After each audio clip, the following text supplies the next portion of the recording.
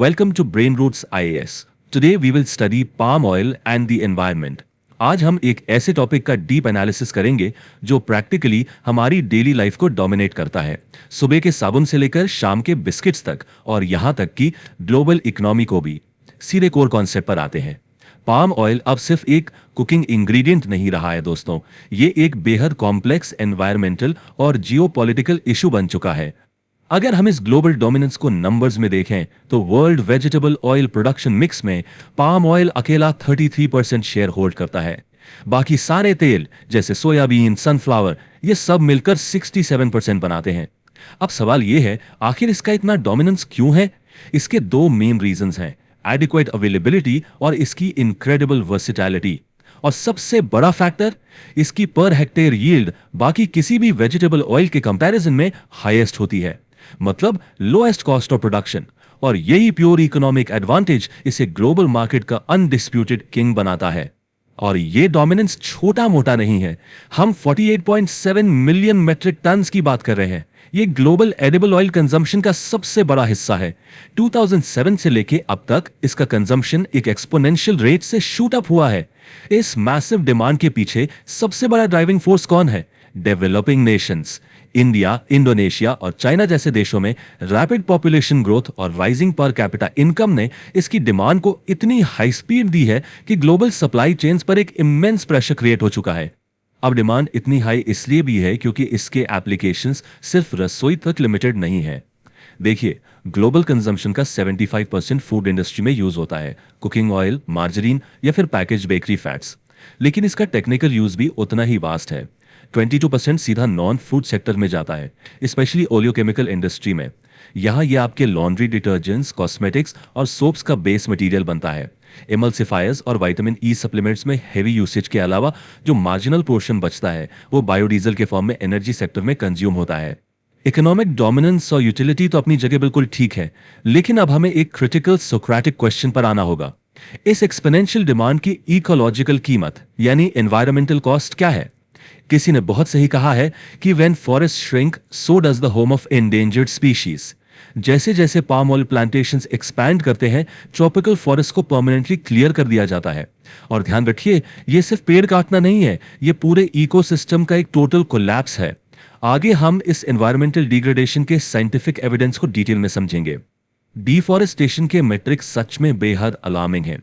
WWF के estimates के according सिर्फ ऑयल पाम प्लांटेशंस के एक्सपेंशन के कारण 2020 तक लगभग 4 million hectares forest loss project किया गया था। 4 मिलियन हेक्टर्स, ये एरिया केरला स्टेट के साइज से भी दुगना है। सबसे ज्यादा डिस्ट्रक्शन उन एरियाज में हो रहा है जो हाई बायोडाइवर्सिटी जोन्स हैं, जैसे सुमात्रा और बोर्नियो। बोर्नियो आइलैंड का फॉरेस्ट कवर 1985 में 73.7% था और 2020 आते आते ये श्रिंक होकर सिर्फ 32.6% रह गया। ये डिस्ट्रक्शन कंप्लीटली इरिवर्सिबल है और हमारी ट्रॉपिकल इकोलॉजी को परमानेंटली ऑल्टर कर रहा है। अब इस फॉरेस्ट लॉस का सीधा और सबसे ब्रूटल इंपैक्ट वाइल्ड लाइफ पर पड़ता है। इस बायोडाइवर्सिटी क्रैश का सबसे ट्रैजिक एग्जाम्पल है ओरंगुटैन्स। 1900 में लगभग 3,15,000 ओरंगुटैन्स हुआ करते थे। आज वाइल्ड में 50,000 से भी कम बचे हैं, और वो भी छोटे छोटे फ्रैगमेंटेड ग्रुप्स में। इस हैबिटेट फ्रैगमेंटेशन की वजह से एक serious human wild life conflict generate हो रहा है, जिसमें सुमात्रिन टाइगर्स और एलिफेंट्स भी फंस रहे हैं। एक एस्टिमेट के हिसाब से अगर ये डेविस्टेशन ऐसे ही चलता रहा तो आने वाले 12 सालों में ओरंगुटैन्स वाइल्ड से कंप्लीटली एक्सटिंक्ट हो सकते हैं। बायोडाइवर्सिटी लॉस के अलावा एक और बहुत बड़ा हिडन इकोलॉजिकल डिजास्टर है, इसे बहुत ध्यान से समझिए।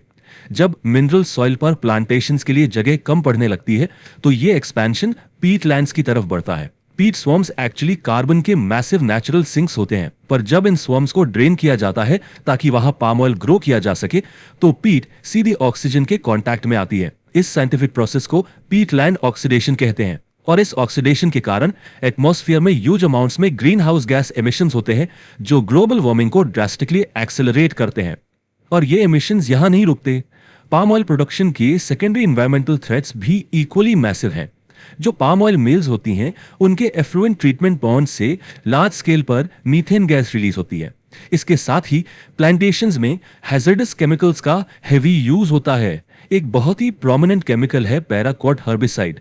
ये हर्बिसाइड स्प्रे ऑपरेटर्स और वहां काम करने वाले स्मॉल होल्डर्स के लिए सीवियर हेल्थ हैजर्ड्स क्रिएट करता है। पेस्टिसाइड्स एक्शन नेटवर्क ने इस पर्टिकुलर केमिकल को बैन करने की कई बार अपील की है, लेकिन वीक रेगुलेटरी फ्रेमवर्क्स की वजह से इसका मिसयूज आज भी जारी है। चलिए अब आते हैं इंडिया के पर्सपेक्टिव पर। यहां एक बहुत बड़ा इंडियन पैराडॉक्स एग्जिस्ट करता है। एक तरफ इंडिया दुनिया का 4th largest oil seed producing country है, हमारी एग्रेरियन इकोनॉमी बहुत वास्ट और डाइवर्स है, लेकिन दूसरी तरफ ग्लोबल पाम ऑयल प्रोडक्शन में इंडिया का शेयर कितना है? सिर्फ 0.2%। इतनी बड़ी एग्रीकल्चरल बेस होने के बावजूद पाम ऑयल के मामले में हमारा प्रोडक्शन ऑलमोस्ट नेग्लिजिबल है। यह मिसमैच हमारी डोमेस्टिक इकोनॉमी के स्ट्रक्चरल कंस्ट्रेंट्स को स्ट्रांगली हाईलाइट करता है। अब प्रोडक्शन तो नेग्लिजिबल है, लेकिन डिमांड मैसिव है, तो नतीजा क्या हुआ? इंडिया दुनिया का सबसे बड़ा पाम ऑयल इंपोर्टर बन चुका है। हमारे देश में टोटल एडिबल ऑयल इंपोर्ट्स का 74% हिस्सा सिर्फ पाम ऑयल का होता है, जिसमें से ऑलमोस्ट 90% प्योरली फूड पर्पसेस के लिए यूज होता है। लॉजिस्टिकल एडवांटेजेस और लोएस्ट प्राइस होने की वजह से इसकी डिमांड कंटिन्यूस बढ़ी रही है, पर इसका एक दूसरा ग्लोबल इंपैक्ट भी है। इंडिया की ये मैसिव डिमांड इनडायरेक्टली इंडोनेशिया और मलेशिया के वर्जिन रेन फॉरेस्ट के डिस्ट्रक्शन का एक बहुत बड़ा प्रॉक्सी ड्राइवर बन चुकी है। और जो थोड़ा बहुत पाम ऑयल हम डोमेस्टिक लेवल पर प्रोड्यूस भी करते हैं, उसकी ज्योग्राफी बहुत हाइपर कॉन्सेंट्रेटेड है। अगर हम डोमेस्टिक प्रोडक्शन का ब्रेकअप देखें तो आंध्र प्रदेश अकेला 86% कंट्रीब्यूट करता है। इसके बाद केरला 10% पर है और कर्नाटका 4% पर। कुछ मार्जिनल प्रोडक्शन उड़ीसा और तमिलनाडु में भी ऑब्जर्व किया जाता है, पर overall production strictly southern states तक ही लिमिटेड है। अब यहां एक एनालिटिकल क्वेश्चन उठता है जो यूपीएससी पॉइंट ऑफ व्यू से बहुत क्रिटिकल है। जब देश में डिमांड इतनी मैसिव है और हमारा इंपोर्ट बिल इतना हाई जा रहा है, तो इंडिया अपने डोमेस्टिक कल्टीवेशन को लार्ज स्केल पर एक्सपैंड क्यों नहीं कर पा रहा? हम दूसरे ऑयल सीड्स की तरह पाम ऑयल में आखिर सेल्फ सफिशिएंट क्यों नहीं बन सकते? इसका जवाब हमारे कॉम्प्लेक्स ज्योग्राफी और एग्रीकल्चरल स्ट्रक्चर में छुपा हुआ है। सबसे बड़ा कंस्ट्रेंट है geographical location. Oil palm trees के लिए जो आइडियल लोकेशन होती है वो इक्वेटर के 8 डिग्रीज नॉर्थ और साउथ लैटिट्यूड के बीच होती है, और इंडिया का लैंड मास इस आइडियल क्लाइमेटिक जोन से टोटली बाहर है। दूसरा बड़ा बॉटलनेक है इरिगेशन। ऑयल पाम को साल भर एक रेगुलर रेनफॉल चाहिए। इंडिया में इसकी खेती केवल इंटेंस इरिगेशन के सहारे ही हो सकती है, जिससे रीजनल हाइड्रोलॉजिकल सिस्टम्स पर एक्सट्रीम प्रेशर पड़ता है। और तीसरा कंस्ट्रेंट है स्मॉल फार्म होल्डिंग्स। हमारे छोटे किसान इस हाईली रिसोर्स इंटेंसिव क्रॉप का रिस्क इजीली अफोर्ड नहीं कर सकते। किसानों के पीछे हटने का एक और बहुत मेजर साइंटिफिक और इकोनॉमिक रीजन है जेस्टेशन पीरियड।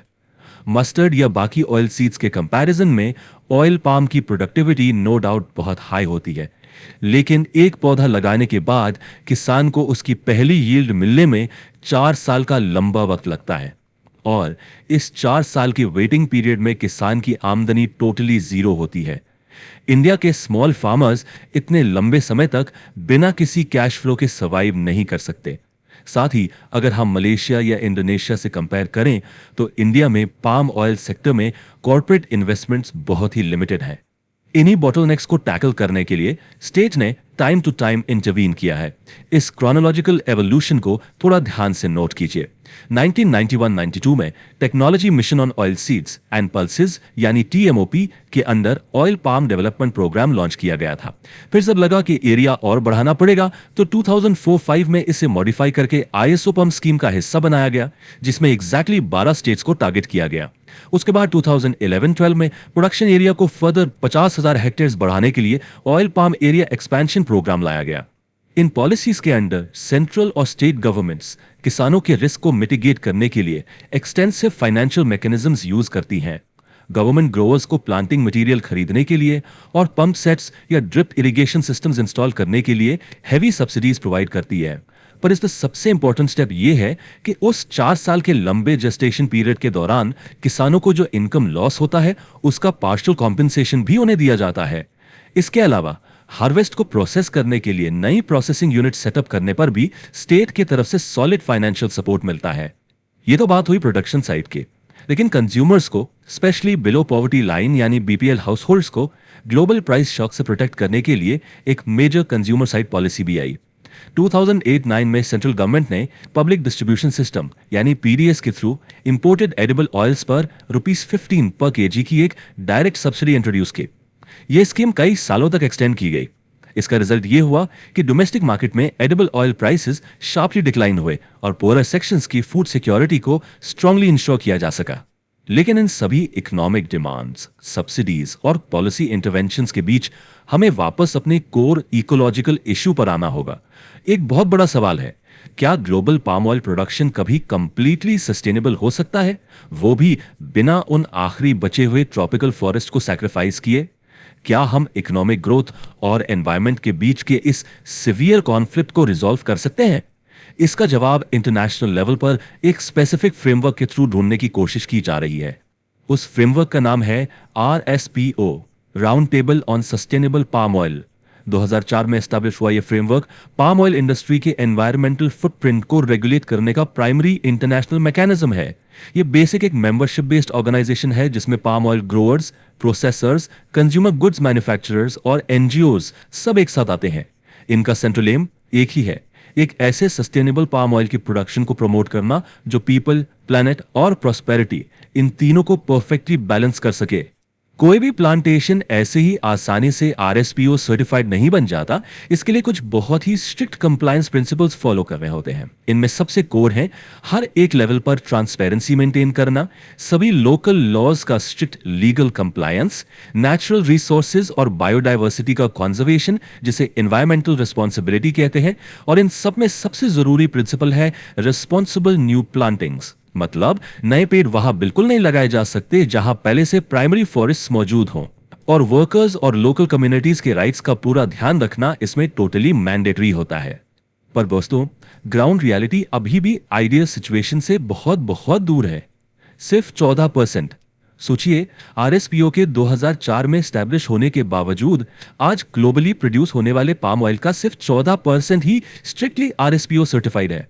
इसका सीधा सा अर्थ यह है कि 86% ग्लोबल पाम ऑयल अभी भी अनसस्टेनेबल प्रैक्टिसेस, मैसिव डिफॉरेस्टेशन और पीटलैंड डिस्ट्रक्शन के थ्रू मार्केट में धड़ल्ले से आ रहा है। हमारे सामने अभी भी एक मैसिव रेगुलेटरी और इंप्लीमेंटेशन गैप है जिसे फिल करना बाकी है।